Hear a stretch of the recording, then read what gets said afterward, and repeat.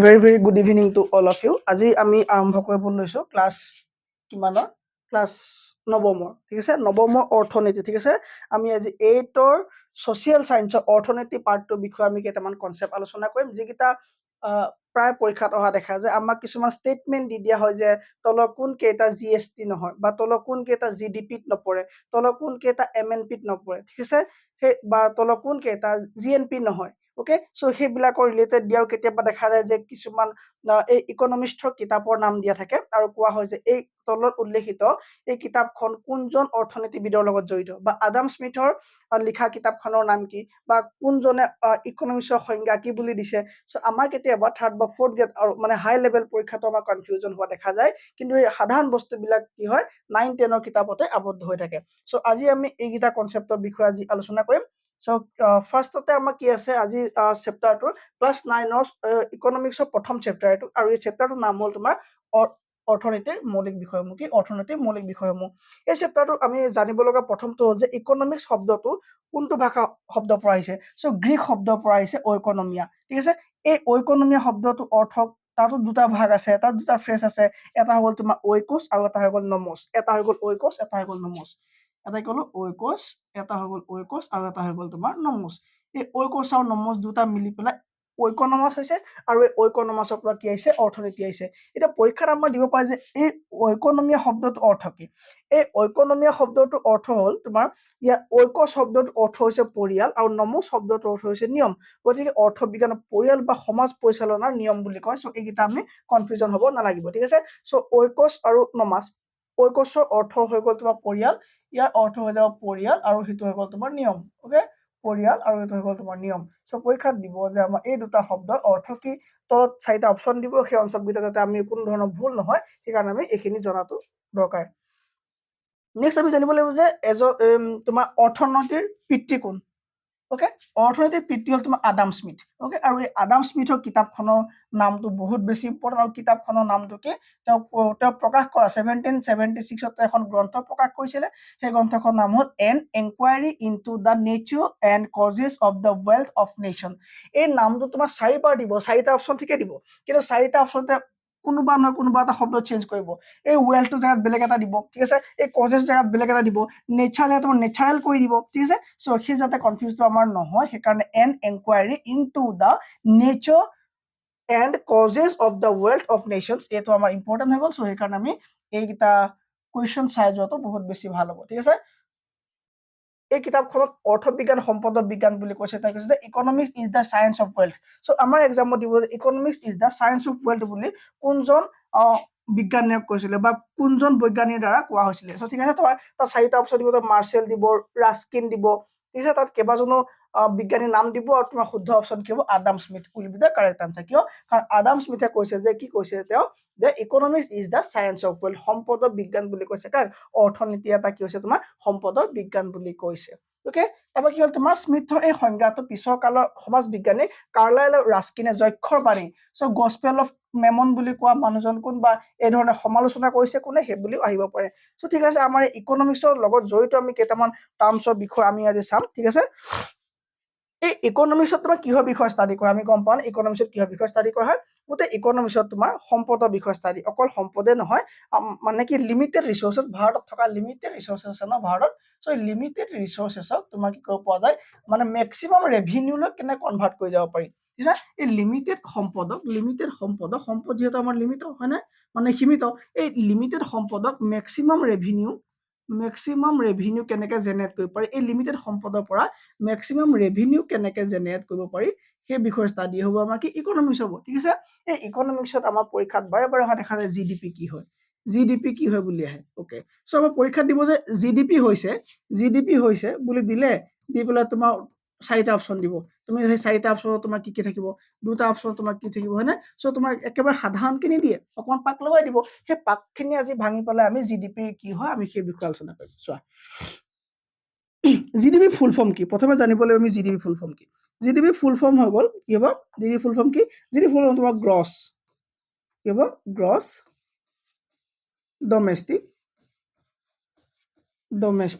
কি হ'ব product gross domestic product তাৰমানে কি ডমেষ্টিক শব্দ থকা মানে আমি গম পালো যে আমাৰ ঘৰুৱা কথা কৈছে হয়নে আমাৰ ঘৰুৱা কথা কৈছে তাৰমানে গ্ৰছ শব্দটো তোমাৰ কি টোটেল বুজাব গ্ৰছ শব্দ তোমাৰ কি বুজাব টোটেল বুজাব ডমেষ্টিক মানে আমাৰ ঘৰুৱা বুজাব হয়নে আৰু তোমাৰ প্ৰডাক্ট মানে কিমানখিনি বস্তু প্ৰডাকশ্যন কৰা হ'ল ঠিক আছে চ' জিএছটিয়ে চিম্পলি এইটো বুজায় যে এক বছৰত এখন দেশত বা আমাৰ ভাৰতৰ কথাই কওঁ আমি এক বছৰত দেশত উৎপাদিত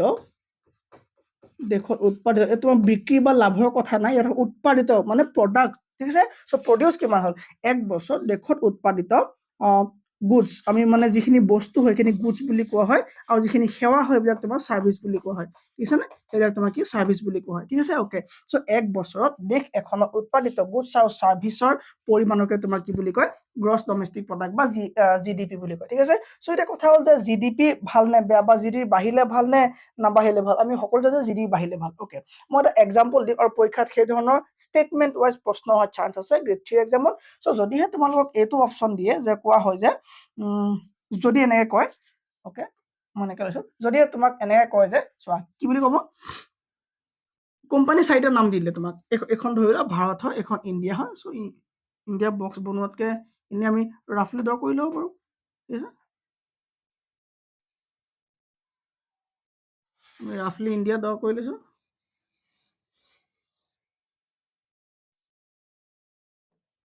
এক second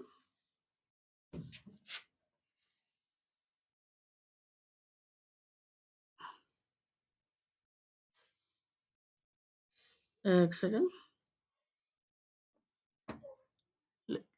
let me finish okay ধৰি লৈছো এখন আমাৰ ইণ্ডিয়াৰ মেপ এনে চিম্পলি আঁকিছো হা চ' এতিয়া কথা হ'ল যে এই ইণ্ডিয়াত ধৰা কেইবাটাও কোম্পানী আছে ইয়াত তোমাৰ আছে তোমাৰ টাটা কোম্পানী আছে ইয়াত তোমাৰ টাটা কোম্পানী আছে ইয়াত তোমাৰ জিঅ' কোম্পানী আছে হয়নে ইয়াত তোমাৰ LG কোম্পানী আছে ঠিক আছে ইয়াত তোমাৰ LG কোম্পানী আছে তোমাৰ বহুতখিনি কোম্পানী আছে ইয়াত তোমাৰ আছে পতঞ্জলি আছে ধৰি লোৱা পতঞ্জলি আছে পতঞ্জলি কোম্পানী আছে ঠিক আছে চ' এইখিনি কোম্পানীয়ে ভাৰতত কি কৈছে ট্ৰেড কৰি আছে ৰাইট ট্ৰেড কৰি আছে ধৰি লোৱা তোমাৰ টাটাই কি কৰিলে টাটাই ভাৰতত কোম্পানীত ট্ৰেড কৰি পেলাই 500 টকা ঘটে জিঅ'য়ে তোমাৰ 400 টকা ঘটে LGয়ে তোমাৰ 300 টকা ঘটে আৰু ধৰি লওক পতঞ্জলিয়ে তোমাৰ 100 টকা ঘটে ঠিক আছে পতঞ্জলি কিমান ঘটে 100 ঘটে অ'কে এতিয়া কথাটো হ'ল যে তোমাৰ জিডিপি বুলি ক'লে কি হ'ব জিডিপি বুলি তোমাক যদি কয় যে জিডিপি উলিয়াবা চ' জিডিপি উলিয়াবলৈ চিম্পল কি হ'ব একো টান নহয় যে জিডি মানে হ'ল কি গ্ৰছ ডমেষ্টিক কি প্ৰডাক্ট তাৰমানে তোমাৰ দেশৰ মানে ঘৰুৱা তোমাৰ মানে ভাৰততে হ'ব লাগিব বাকীবোৰ কোনো কথা নাই ঠিক আছে চ' কোম্পানী বাহিৰৰ হওক ভিতৰৰ হওক কোনো দৰকাৰ নাই কাৰণ ইয়াত থকা পতঞ্জলি কোম্পানীটো ভাৰতৰ নহয় এই পতঞ্জলি কোম্পানীটো ভাৰতৰ নহয় জানো এইটো কোম্পানীটো ভাৰতৰ নহয় ৰাইট এই পতঞ্জলি কোম্পানী কি নহয় ভাৰতৰ নহয় চ' ভাৰতৰ নহ'লেও কোনো কথা নাই মুঠৰ ওপৰত কি হ'ব লাগে ভাৰতৰ ভিতৰত প্ৰডাক্ট হ'ব লাগে ঠিক আছে চ' ঘৰুৱা তোমাৰ কি হ'ল জিডিপি কিমান হ'ল তোমাৰ টাটাই কৰিলে 500 400 কৰিলে কোনে 400 কৰিলে জিঅ'য়ে LGয়ে কৰিলে কিমান 300 টকা আৰু পতঞ্জলিয়ে 100 টকা ঠিক আছে 5 4 9 10 11 12 1300 টকা তোমাৰ কি হ'ব এই 1300 টকা টোটেল আমাৰ ভাৰতত প্ৰডাকশ্যন হৈছে নে চ' জিডিপি হ'ব কিমান 1300 জিডিপি হ'ল ঠিক আছে এতিয়া কথা চোৱা আৰু এটা ধৰা আমাৰ ভাৰতৰ এটা ল'ৰা ধৰি লোৱা বাবুৱা এই বাবুৱা নামৰ ল'ৰাটোৱে কি কৰিলে এই বাবুৱা নামৰ ল'ৰাটোৱে ধৰি লোৱা কি কৰিলে আমেৰিকাত চাকৰি কৰে তাত তেওঁ 700 টকা ঘটে এই 700 টকা ঘটাটো ভাৰতৰ জিডিপিত সোমাবনে এই জিডিপি হিচাপতে 700 টকাটো কাউণ্ট হ'বনে 700 টকাটো কাউণ্ট নহ'ব কিয় নহ'ব কাৰণ চোৱা জিডিপিয়ে কৈছে যে অকল তোমাৰ গ্ৰছ ডমেষ্টিক প্ৰডাক্ট মাত্ৰ ঘৰৰ হ'ব টোটেল হ'ব ঠিক আছে এই টোটেল তোমাৰ লাভটো নুবুজা পাৰে তোমাৰ খৰচ নহ'বও পাৰে ঠিক আছে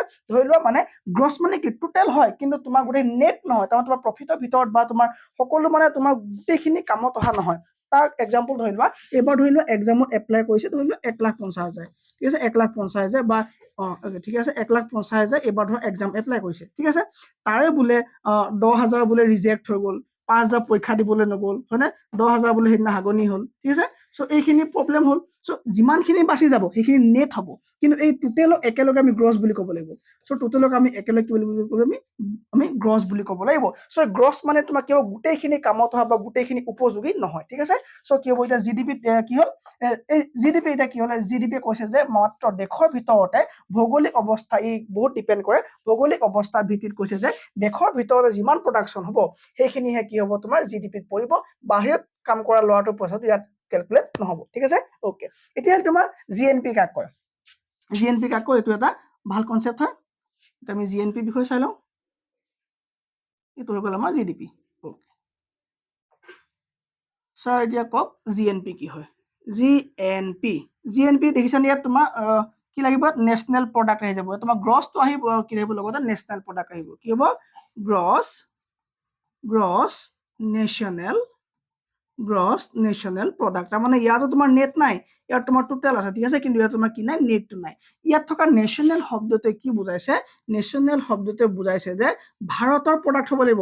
তাৰ মানে ভাৰতত থকাই নহয়, ভাৰতৰ নাগৰিকেও যদি বাহিৰত গৈ ইনকাম কৰিছে সেইটো তোমাৰ GNPত কেলকুলেট হ'ব। তাৰমানে এতিয়া আমাৰ আকৌ যদি আমি GNP উলিয়াবলৈ হয়, এই ফৰ্মুলাটো কি হ'ব? টাটাটো আহিব নে আহিব ছাৰ? টাটা আহিব। টাটাই কিমান কৈছে? 500 টকা। এই টাটাটো আহিব, ক'ত আহিব? GNPত ইনক্লুড হ'ব। 500 টকা টাটাৰ পৰা আহিলে ছাৰ। জিঅ'টো ইনক্লুড হ'ব নে? জিঅ' ইনক্লুড হ'ব। জিঅ'ৰ পৰা কিমান আহিলে? জিঅ'ৰ পৰা 400 আহিলে হ'ব। এই LG নোসোমায়। এই LG কি হয়? ভাৰতৰ কোম্পানী নহয়, ই বাহিৰৰ কোম্পানী। যদিও ভাৰতত কৈছে, ইয়াক আমি ইয়াত ইনক্লুডেড কৰিব নোৱাৰো। ক'ত ইনক্লুড কৰিব নোৱাৰো? ইয়াক আমি GNPত ইনক্লুড কৰিব নোৱাৰো, কাৰণ GNP কি হয়? তোমাৰ গ্ৰছ নেশ্যনেল প্ৰডাক্ট হয়। ইয়াত কিন্তু পতঞ্জলি আহিব না ছাৰ? পতঞ্জলি আহিব। ইয়াত পতঞ্জলি আহিব, ঠিক আছে। চ' পতঞ্জলিৰ পৰা কিমান আহিব? 100 টকা পতঞ্জলিৰ পৰা আহিব।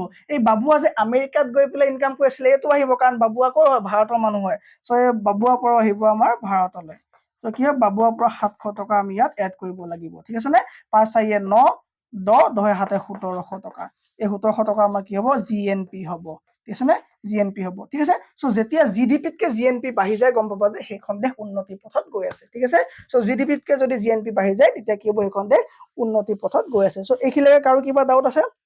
কাৰোবাৰ কিবা ডাউট আছে নি? কাৰো ডাউট নাই একো? অ'কে। চ' গুডছ এণ্ড ছাৰ্ভিচটো বুজি পাইছা নাই? এই গুডছ এণ্ড ছাৰ্ভিচৰ পৰা আমাৰ কি আহিলে? এই গুডছ এণ্ড ছাৰ্ভিচে মই অকমানত ক'লো। এই গুডছ এণ্ড ছাৰ্ভিচে আমাৰ অকল থকা বস্তু অকল দুটাই আছে। চৰি, কিবা পোক এটা আহিছে। আৰে জিয়া, ঠিক আছে। চ' কিয় মানে আমাৰ দেশত দুটাই বস্তু আছে। এটা হ'ল তোমাৰ গুডছ আৰু এটা হৈ গ'ল ছাৰ্ভিচ। এই গুডছ মানে হ'ল যি বস্তু চুব পাৰি, আৰু তোমাৰ যি বস্তু চুব নোৱাৰি। ধৰি লোৱা কি ডক্টৰৰ ছাৰ্ভিচ, মই তোমালোকৰ পৰা লোৱা যিটো 169 ৰুপিজ মই তোমাক ছাৰ্ভিচে দি আছো, মানে মইতো সেৱা দিয়া নাই, মানে চৰি মইতো গুডছ দিয়া নাই, মই পেকেট দিয়া নাই, হয়নে? একো দিয়া নাই, মই চুব পৰা বস্তু মানে ফিজিকেলি বস্তু একো দিয়া নাই মই। চ' ফিজিকেল বস্তুবিলাক হৈ গ'ল তোমাৰ গুডছ, আৰু যিটো ফিজিকেলি নহয়, চুব নোৱাৰা বস্তু, সেইবোৰ হৈ গ'ল ছাৰ্ভিচ, ঠিক আছে। চ' উকিলে তেওঁ ফিজটো কি লয়? ছাৰ্ভিচৰ লয়, ঠিক আছে। আৰু দোকানী যদি তোমাক যে আলু 5 কেজি দিয়ে, তাৰ বিনিময়ত যে পইচা লয় তোমাৰ পৰা, কি লয়? সেইটো গুডছৰ কাৰণে পইচা, ঠিক আছে। চ' দেশত মাত্ৰ দুটাই বস্তু আছে, গুডছ আৰু ছাৰ্ভিচ। আৰু এই গুডছ আৰু ছাৰ্ভিচৰ ওপৰতে টেক্স এটা যেতিয়া লগাই দিয়ে, সেইটো কোৱা হয় তোমাৰ কি? Goods and service tax. Goods and service tax. Goods and service tax, তাকে আমাৰ শ্বৰ্ট ফৰ্মত কৈ দিয়া হয় GST, ঠিক আছে। GST, okay. অ'কে, হৈ গ'ল। GST হৈ গ'ল, ঠিক আছে। আৰু এই গুডছ এণ্ড ছাৰ্ভিচ মানে অসমীয়াত কি কয়? বস্তু আৰু সেৱা কৰ। বস্তু আৰু সেৱা কৰ বুলি কয়, ঠিক আছে নে? বস্তু আৰু সেৱা কৰ বুলি কোৱা হয়, ঠিক আছে। চ' গুডছ এণ্ড ছাৰ্ভিচৰ ওপৰত একো ডাউট নাই চাগে, হয় নাই? অ'কে। এই GDPৰ ওপৰত যদি প্ৰশ্ন আহে, সদায় তোমাৰ কি হয়? অপশ্যন চিট থাকে, শুদ্ধ আনচাৰটো, সেইটো চিন দিলে আমাৰ হৈ যাব, ৰাইট? অ'কে।